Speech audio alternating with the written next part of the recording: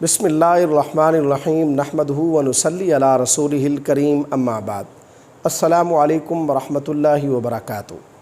آج ہم بات کریں گے خواب میں بیت المقدس دیکھنے کی تعبیر کے متعلق۔ علامہ ابن سیرین رحمۃ اللہ علیہ نے خواب میں بیت المقدس دیکھنے کی تقریباً 5 صورتیں بیان کی ہیں، ہر صورت کی الگ الگ تعبیر بیان کی ہے۔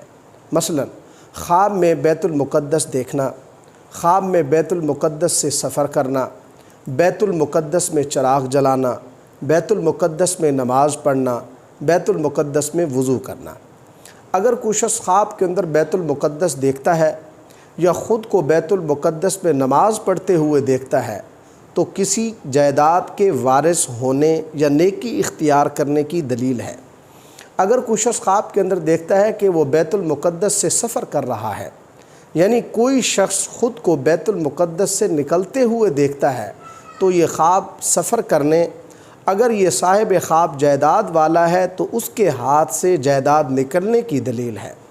اگر کوئی شخص خواب کے اندر بیت المقدس میں چراغ جلا رہا ہے، یعنی اپنے آپ کو بیت المقدس میں چراغ جلاتے ہوئے دیکھتا ہے تو یہ خواب صاحب خواب کے بچوں کو تکلیف پہنچنے کی دلیل ہے۔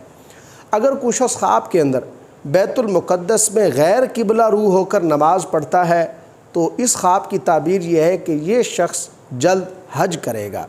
اگر کوئی شخص خواب کے اندر اپنے آپ کو بیت المقدس میں وضو کرتے ہوئے دیکھتا ہے تو یہ خواب اس صاحب خواب کے لیے مال ملنے کی علامت ہے۔